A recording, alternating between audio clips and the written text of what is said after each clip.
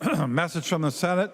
Madam Speaker, I hereby announce that the Senate has concurred in and adopted the report of the Conference Committee on Senate File number 1959, an act relating to state government, establishing a budget for the Department of Military and Veterans Affairs. The message is signed Thomas S. Bodden, Secretary of the Senate. The Conference Committee report is addressed to the Honorable Bobby Joe Champion, President of the Senate, the Honorable Lisa M. Damuth, Speaker of the House. We, the undersigned conferees for Senate File number 1959, report that we've agreed upon the items in dispute and recommend as follows. The report is signed by 4 of the 4 members on the part of the House and 2 of the 3 members on the part of the Senate. Bliss moves that the report of the Conference Committee on Senate File number 1959 be adopted and that the bill be repassed as amended by the Conference Committee. I recognize the author, the member from Beltrami, Representative Bliss, to explain the report. Thank you, Madam Speaker. Well, folks, we did it. We got a lot more funding. Fortunately, we were able to fully fund our veterans' homes. We restored the homelessness initiatives. We, thanks to Representative Olson in his drive to increase awareness of veteran suicide, we were able to increase the funding for veteran suicide. I'm not going to spend a whole lot of time talking on this bill tonight. I'm just going to clean up and let the other folks speak on it. Thank you. Is there any discussion to the Conference Committee report? I recognize the member from Washington, Representative Hemmingson-Yager. Thank you, Madam Speaker. Once again, I just want to stand up to say that how grateful I am that I was able to serve on this committee as well as serve on the Conference Committee. It's always an enlightening process when you get to see how decisions are made, and I really actually appreciated the collaboration. It was nice to collaborate with Chair Bliss, Representative Duran, as well as MDVA and MDMA. I just thought it would be good to kind of go through some of the changes because it was a pretty big change going from $5 million to $50 million. One of the things that was most important to me was the funding for the veterans' homes and the operating adjustments that come along with it. We stood up 3 new veterans' homes in the last biennium, and we want to make sure that those are staffed. And when we fully staff those, then our veterans are really getting the care that they need by people who are able to provide that care. So I was really happy to see that in there. And I will just say, you know, we continue to be uneasy. We know that the VA at the federal level had a bunch of cuts, but what I was relieved to hear with the veterans' homes is that these are state workers, AFSCME, MAPE, MNA, so we have state workers taking care of our vets here in the state, so that gives me a little bit more better feeling that our vets are getting taken care of and we're not going to have to worry about that funding. And then the last thing I'll say about why these veterans homes funding are so important is that we have the beds, and in order to prevent any sort of federal clawback and making sure we get the federal funding that we need the people in the beds. In order to get the people in the beds, we need to have the staffing. So if these homes don't get to 90% staffing, you can see how the ripple effect impacts everything. So that's what I'll say about that. I'm glad you mentioned the homelessness funding restoration. Also very important, not only to me, but to colleagues that I've been able to talk to as well. We know that with the homelessness funding, it's not just finding a home, but keeping it at functional zero, meaning that the bouts of homelessness are temporary and they're short-lived. But what's also important is that the wraparound services come with this homelessness funding. So again, you'll hear me all the time talk about holistically thinking about things, being comprehensive, and this is one of those places, again, where we're really thinking holistically, getting these veterans the services that they need. We get the services that they need, the chance for suicide goes down. Along with that, I think it was really important that we listened to the need for suicide prevention specifically as well. So glad to also see some specific called out funding to address specifically suicide, and I look forward to the plan that MDVA is going to come to us with that. The other big thing that was important was food insecurity. Again, we really want to make sure we're taking care of people, and vets especially should not be having to worry about going hungry. So we were able to work with the funding that we had, being really creative and being mindful of kind of what's already going on, the resources that are already present, and how we can allocate that and make sure it's being used effectively and efficiently. So looking at Meals on Wheels and Lutheran Social Services. I think some of my colleagues will speak to some other things as well, but and I will just kind of briefly talk about, it's really important. You heard me talk about the recognition for our Special Guerrilla Unit veterans, long overdue. So glad that that stayed. Disappointed still in the Claim Sharks bill, but I'm committed to continue working with bill authors and continue working with people to bring that forward and bring it stronger for the next session. And I think with that, I will let some of my other colleagues speak. Thank you for your time. Any further discussion to the conference committee report? I recognize the member from Washington, Representative Cha. Thank you, Madam Speaker. I was in the conference committee as a bystander, and I just want to thank the members of the committees. I particularly want to thank Co-Chair Bliss for his comments made in committee in regards to the amendments that were put into the provisions of the SGU, which he defended gracefully. So I want to thank Chair Co-Bliss for that. I want to thank Chair Zhang. Chair Zhang, thank you for your leadership in ensuring that SGUs were included in your Veterans Bill. As a son of a SGU to another, I want to thank you as my colleague and to the members of the committee. Thank you to Hemmingson Yeager and the co-chairs. I'm honored that you have honored the veterans in the Hmong community. And each and every day that they're down here, I just want to share with you that it's not easy. It's not easy to gather 20 to 30 Hmong veterans to the state capitol as needed, because it is very, very hard for those families to be here. For every SGU that comes here, there's 1,000 that could not be down to the capitol. Every time this SGU bill comes into a hearing, it's almost traumatizing for them to be here, to remind them that they have not been recognized. And so I really appreciate the efforts that this body in the House of Representatives that has come together to acknowledge and to honor them for the 50th year that they've been here. And I know that they're watching this session more than any other session, and that they are in all our districts, whether you're in Greater Minnesota or whether you're in the Metro City. Down in Cannon Falls, there's a park called Hmong Veterans Memorial Park. That park is owned by a constituent in Engen's district, and he knows my uncle very well. And what he did was he purchased a T-28, a Navy T-28 fighter airplane from, I believe it was North Carolina, for a great amount of money, and he flew it here to St. Paul. It landed down here in the St. Paul airport, and then it was transported to Cannon Falls. I think that is Altendorf's district. Yes. And so she knows where the park is, and she's probably seen the airplane. But it's a flying T-28 airplane in Cannon Falls. Ladies and gentlemen, that's what this SGU bill means for our community. To have a T-28 to remind the community how important this war is to the children of these SGUs. Every Hmong person in the state of Minnesota is a direct descendant of that family, of the SGUs. I'll talk a little bit about my father.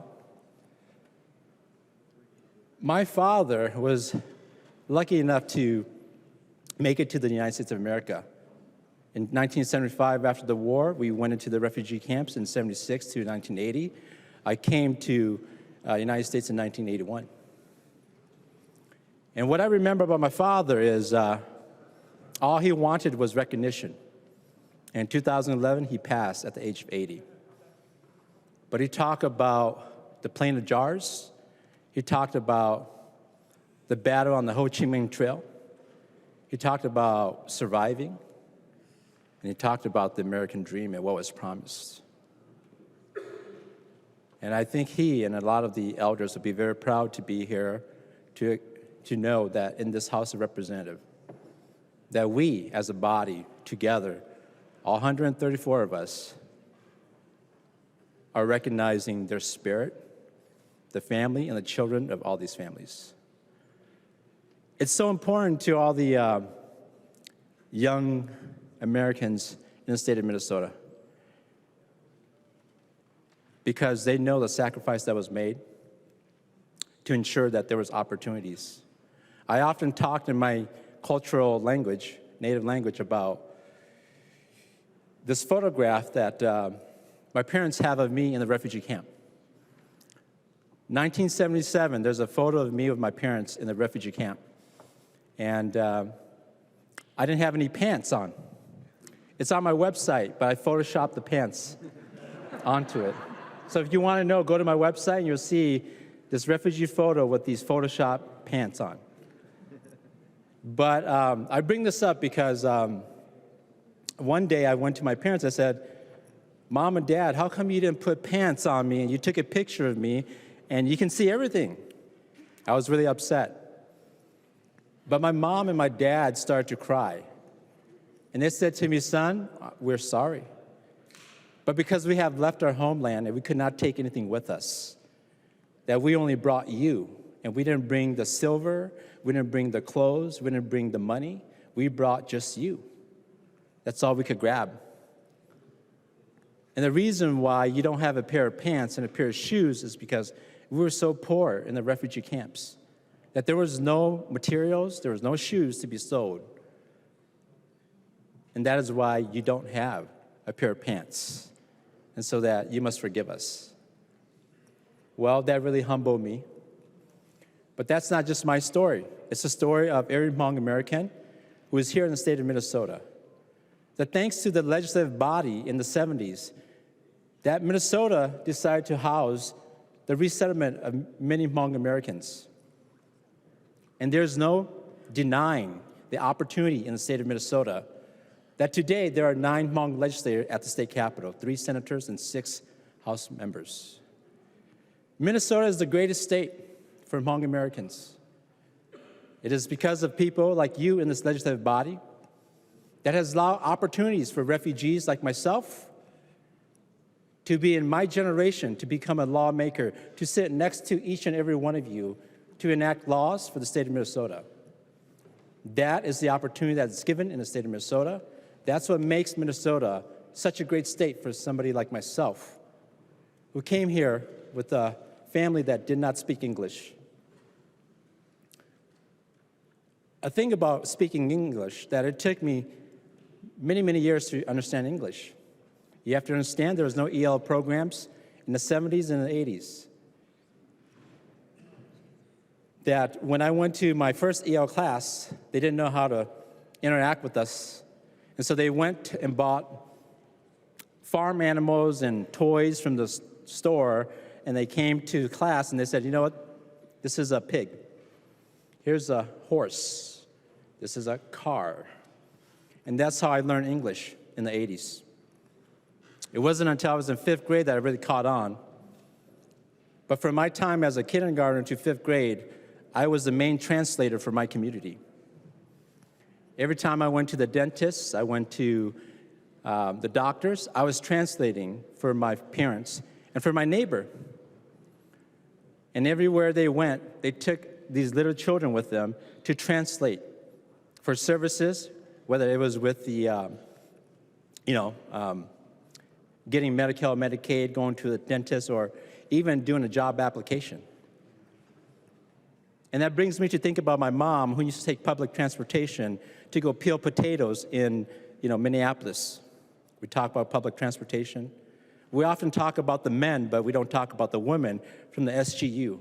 Those that became nurses, those that became widows, those that, foster these refugee kids without fathers. So many men died in that war. Over 50,000 young men died, that the CIA started to recruit 15-year-olds and 12-year-olds. That is a fact. As you saw the SGUs up there, those were the 12 and 15-year-old men. I often think about Mr. Yi Shang, who flew over 1,200 sorties as a robin in the back seat of an airplane next to the Raven pilot.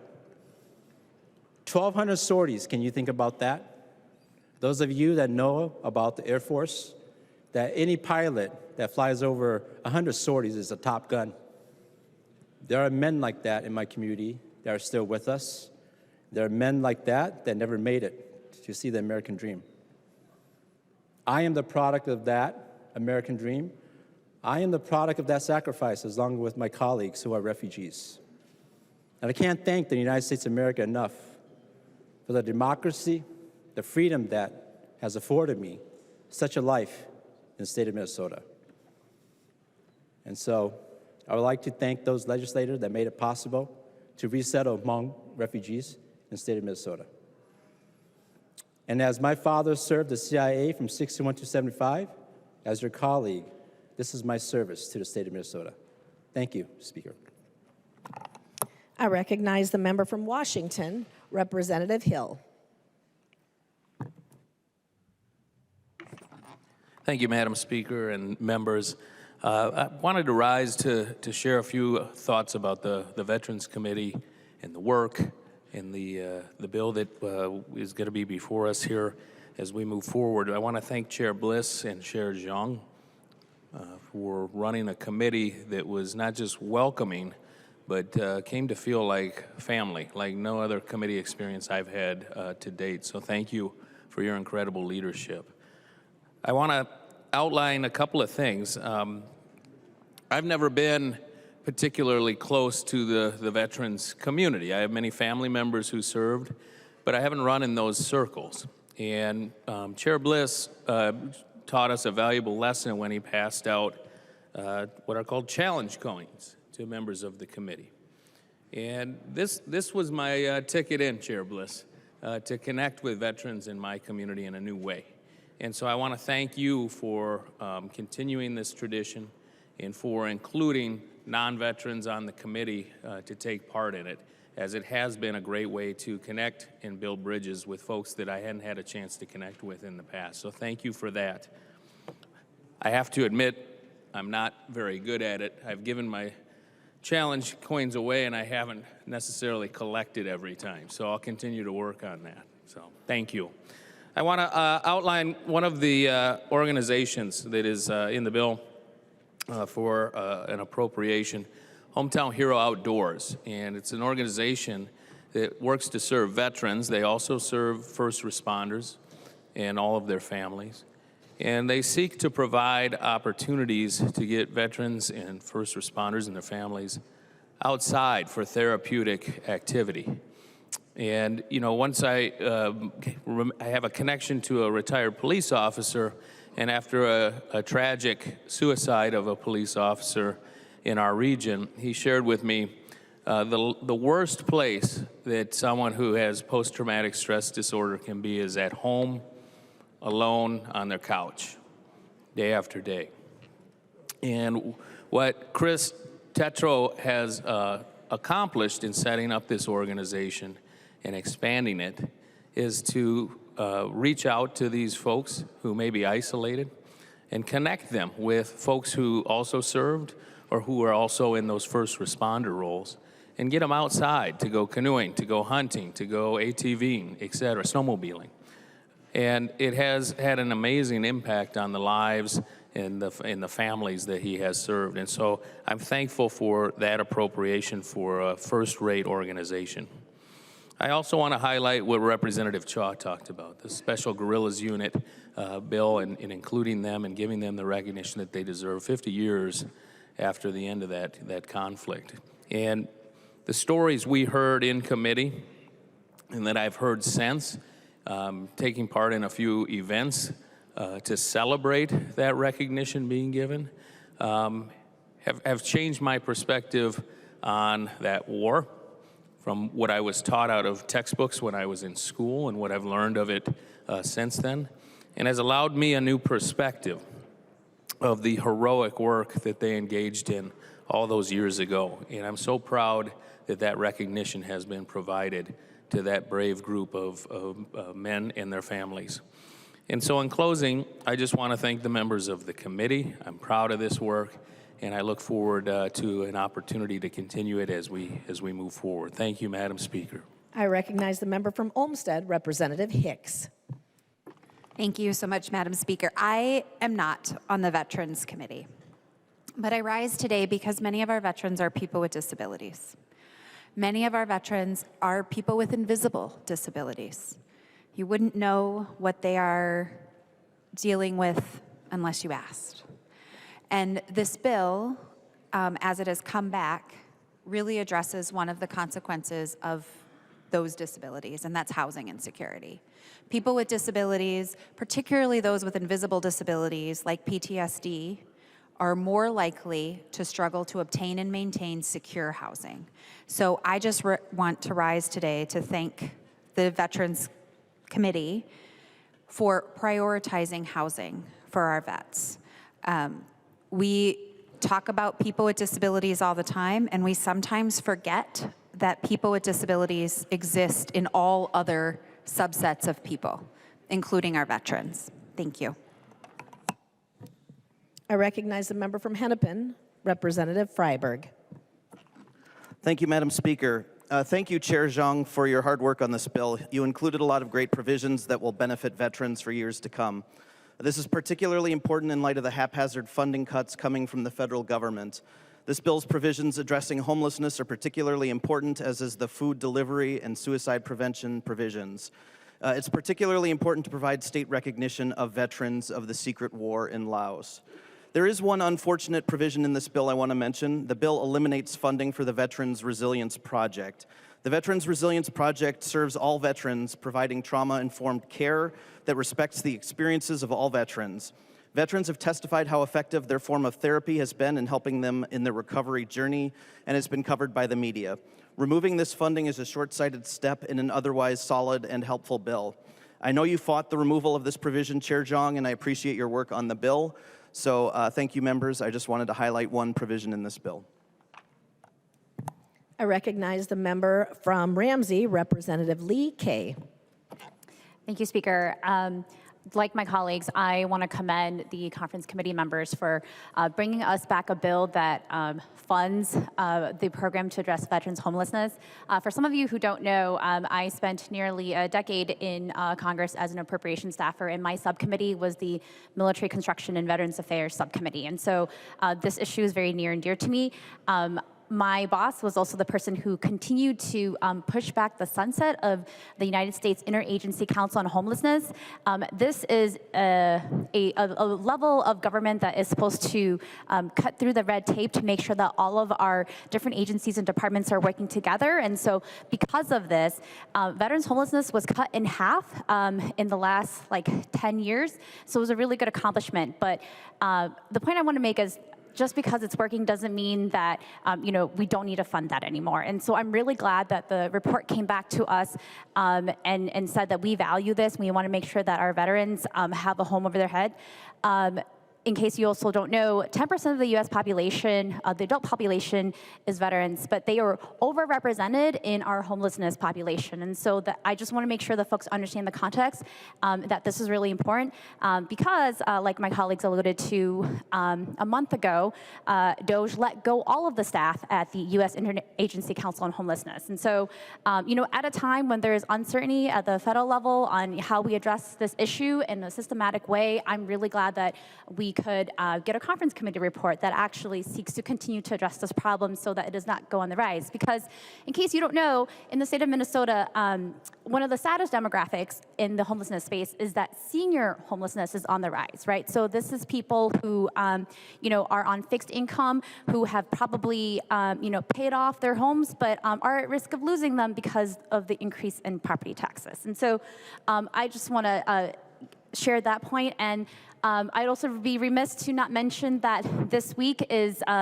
50 years since the Hmong General Vang Pao left Laos. And so that's why a couple of days ago we had SGU Day, or we have Hmong American Day. And so just want to make sure that folks understand that context. The fact that we passed this bill with this recognition is incredibly important, and want folks to understand that May 14th is a dark day, very similar to April 30th for our Vietnamese American community. And so, as we remember this, I also want folks to think about all of the things that our SGU veterans and our Hmong community have contributed and given to the state of Minnesota in the last 50 years. And so with that, I'm very happy to vote yes on this conference committee report, and again, just thank the conferees for all of their work. I recognize the member from Ramsey, Representative Feist. Thank you, Madam Speaker. I just wanted to mention a thing. It was really an honor to be on the Veterans Committee. Thank you, Chair Bliss. Thank you, Chair Zhang. I was really gratified to see that the funding was included for the Technical Assistance Coordinator, the Veterans County Service Officers, the CVSOs, to focus on 3 groups of veterans that need some extra specialized interventions. Those are women veterans, who are the fastest growing category of veterans, as well as specifically technical assistance to address veteran suicide, which, as we've talked about a lot in committee and in this body, is a really pervasive issue that we have a moral obligation to address. And lastly, to intervene for system-involved veterans. These veterans are uniquely complex. Oftentimes, the reason that they are justice involved is because of a traumatic brain injury, substance use disorders related to trauma, mental health conditions, traumatic brain injury, I think I might have said, and chronic pain. And so just really very excited. It's a very small amount of money that's going to go a long way. And I did also just want to express some disappointment. That the Claim Sharks bill was not included in this final bill.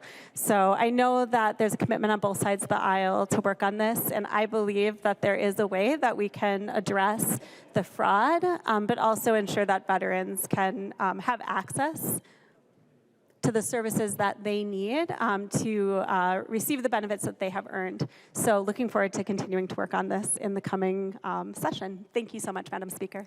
I recognize the member from Hennepin, Representative Bonner. Thank you, Madam Speaker.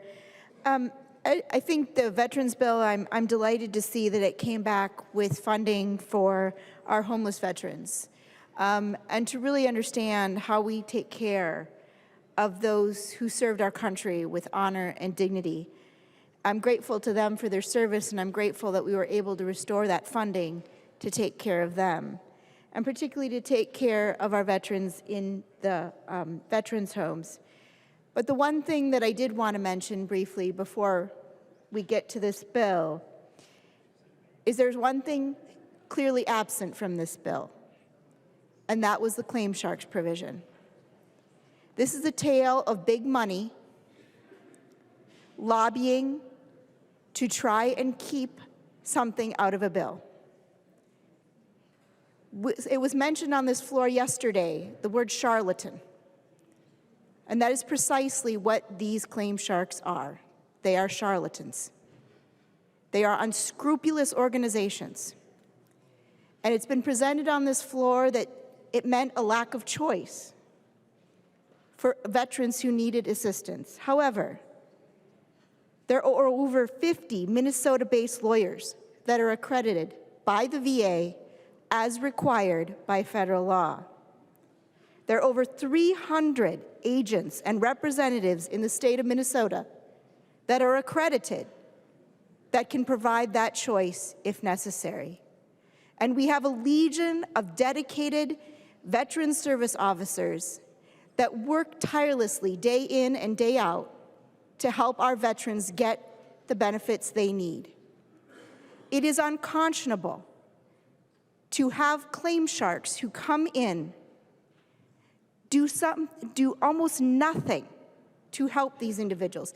In one case I mentioned to you before, Henry, an 89-year-old man approached at an assisted living facility while his wife was in memory care. They were happy to cash a check for thousands of dollars worth of his hard-earned benefits for not filing one piece of paper. Not one. That is disgusting. It's something we should have had in this bill. It should have passed. And I don't want to see anybody with their heads down pretending that we did not do what we did. We did not take care of our veterans here. We cannot continue to allow this. So I just wanted to say that I think that come next year, this should be a top priority to get done. It is time that we take care of our veterans and make sure that unscrupulous individuals cannot take away their hard-earned and won benefits. Thank you. I recognize a member from St. Louis, Representative Scrava. Thank you, Madam Chair. Although this bill is not perfect, I'm still going to support it. I had a couple of issues in this bill that didn't make it through for Veterans on the Lake in Ely, Minnesota at Fall Lake. And it's disappointing because the folks that do come up to Veterans on the Lake are a lot of PTSD, and I think Representative Fredericks was talking about, Representative Hill, sorry, talking about going outdoors, snowmobiling, fishing, doing that. And that's what they do. They come up north and their mind gets away from what they did, and it gives them an opportunity. And we had some money in there for scholarships for the people that couldn't afford it. A lot of them just can't afford to come up, drive up. So we put some money aside, and then we help offset their costs when they get there. It's a volunteer-run organization. They do a great job on Veterans on the Lake. And I wish we could have helped them this time, but we didn't. And we'll keep trying. But other than that, it's a pretty good bill, and I hope everyone supports it. Thank you, Madam Speaker. I recognize the member from Dakota, Representative Clardy.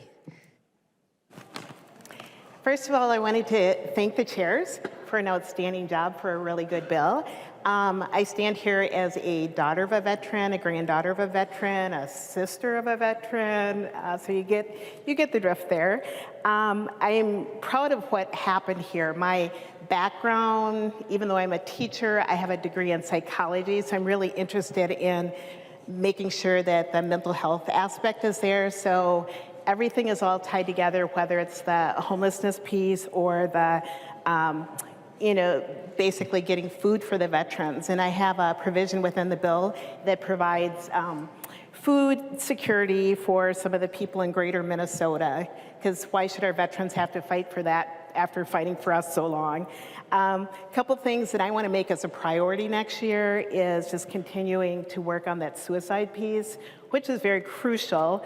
And then also, I'm very proud of the work that was done with the SGU.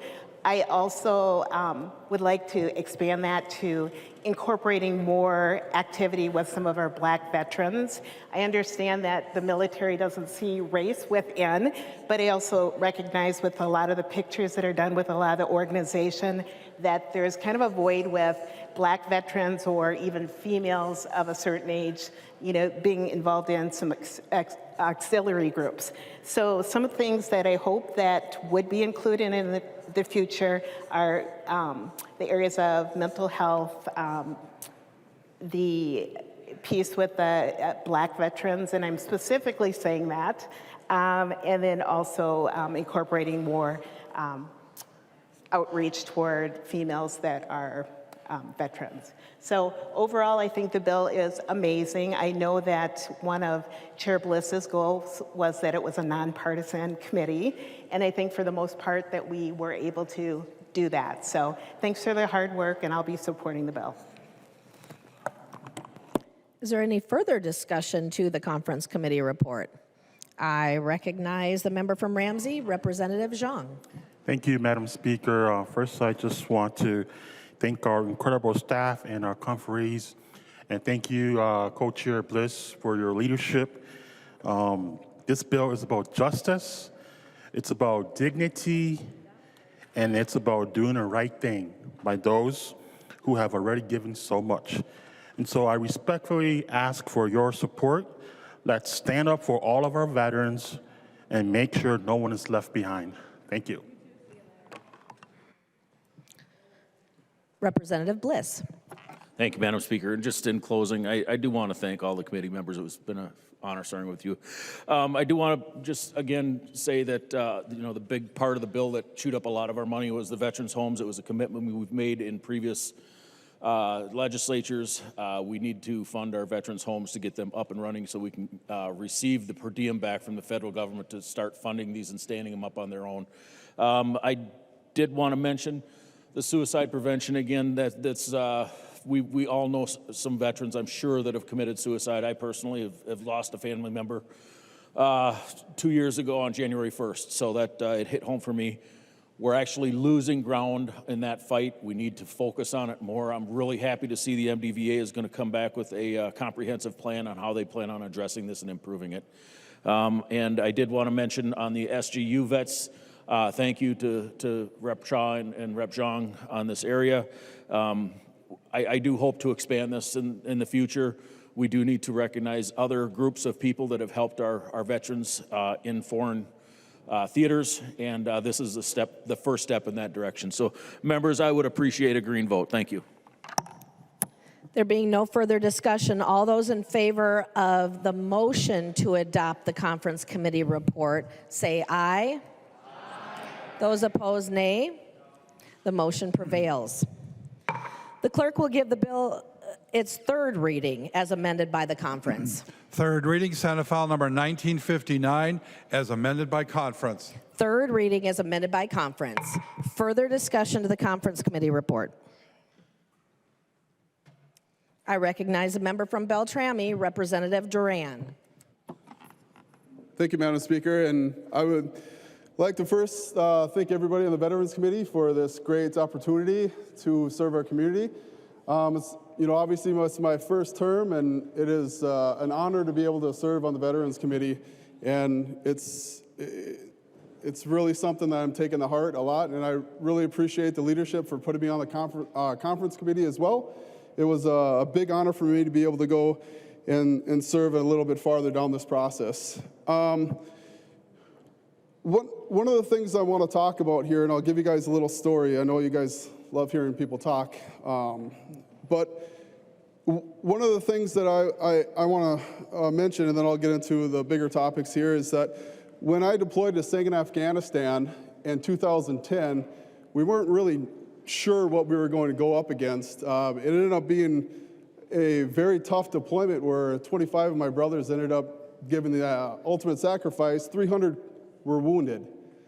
So, and if you don't know, we deployed with somewhere around 900 Marines. So that was a third of our unit that got injured or ended up dying. So when, a lot of my brothers and sisters came home, there was a lot that were struggling. And there was a lot that were battling every day to try to continue moving on, and we lost a few. So, going through this and giving more money to veteran suicide is huge. It is a great way for us to continue giving back to our brothers and sisters who served, and especially in combat. But what I'm hearing about the claim shark stuff and some of the sacrifices that I know that, that I've given, but then others have given as well. And for those to think that we on the Republican side are not listening and not supporting our veterans where they should be, well, that's dang right just a lie. And the claim shark issue I take to heart because those are my brothers and sisters that do deserve those claims, that do deserve those rights. So I take it very serious when people start talking about the claim shark stuff and that we don't really care or we haven't taken care of our veterans the way we should have. Well, maybe if there was an initial different path going down that road, we probably could have came up with a good deal. But we weren't able to get that. So we will continue to work on that, and I'm happy to work with anybody inside this room to make sure that we're protecting our veterans. There's no one inside this room that I believe that won't want to support our veterans, but I can tell you this right now, I probably have more passion about protecting our veterans than anybody inside this room, because I fought next to those guys and gals. I was there with them. And then when I got back, I listened to them suffer. I saw them suffering. So when people are in here saying that we're not taking care of our veterans, I take it personal. Because those are my brothers and sisters. Those are the people who served next to me, and now we're saying that we're not taking care of them. That's a huge issue for me. I'm willing to sit here and work with anybody to try to protect them. But I will not stand by and listen to saying that we're not doing what we can to protect them. We got to be doing this the right way. We got to make sure we're protecting all veterans. So I really appreciate being on the committee. I 100% am behind anybody who wants to help out veterans. I will be right there with you at any time. But please, look at the bigger picture. Try to listen to the people who actually served, who were there. So, I'm going to end with this. I appreciate everybody. I'm willing to work with anybody. I love my veterans, and I love those who support those. Thank you very much, Madam Speaker. Any further discussion? I recognize the member from Waseca, Representative Sexton. Thank you, Madam Speaker. Great words. Representative Duran, I'd like to second those. I will tell you that I started my military career back in 1981. Fall semester, it was trimesters back then at the University of Minnesota in the ROTC program. And at that time, it wasn't that long after Vietnam. There was still a lot of heartache. People would walk by us on campus, spit on our uniforms, make us look like we weren't really caring about our nation. It made me really doubt whether or not I wanted to come back to this state, which I love. When I finished my 26-plus year career in the Air Force and had seen a lot of things. But I am glad to be back here. I am glad for the things that are in this bill, and I am glad that we're doing more and more every day. And much like Representative Duran said, we just want to make sure we do it right, we don't do it fast, and we knock out too many things trying to save one person. We've been in those situations, we've been in combat. Things never go quite right, and they can go quite wrong very, very quickly. So we, with that experience, want to prevent that as we absolutely support our veterans. I heard many words today about people who haven't really identified with their veterans community. And I just want to remind you, because I'm a member of both the VFW and the American Legion, and I'm on the Honor Guard, and I'm missing Honor Guard ceremonies right now to be here with you for our fallen veterans. And I'm very proud to do that. But you have the opportunity to go to a pancake breakfast, a fish fry. You can look up anywhere and go to those things and see veterans and people supporting veterans, serving the food, helping veterans, and being very happy about doing that. And I really encourage you to make it more than just the words. We'll be coming out of session hopefully very soon We've got a summer. Sometimes those activities back off, just like people going on vacation, but then they really ramp up in the fall. So go meet a veteran. Go spend some time with a veteran. It's really not that hard. And then you'll see why, some of the places are a little bit run down because most of those folks are retired, like myself, and we can't afford to put the money that we originally did back in our 30s and 40s into those facilities. So some of the things you haven't seen, but we still have the opportunity to do, is help the veterans by raising the actual amount that their houses are assessed for so that they can afford to stay in their houses. That's still coming up.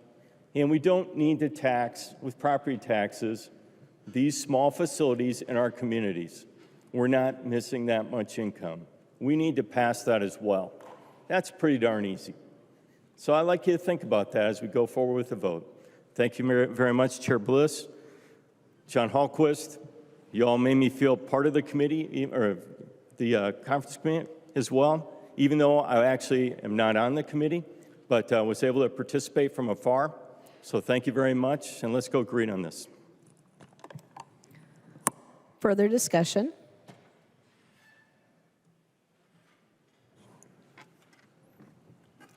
I recognize the author, Representative Bliss. Vote green. Thank you. No further discussion. The clerk will take the roll.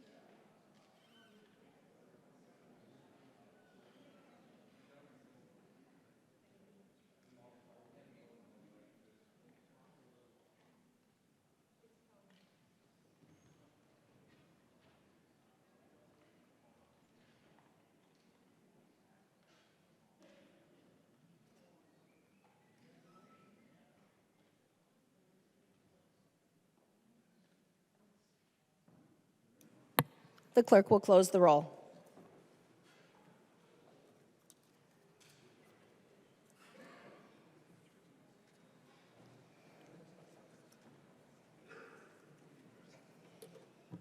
There being 130 ayes and 0 nays, the bill is repassed as amended by conference and the title is agreed to.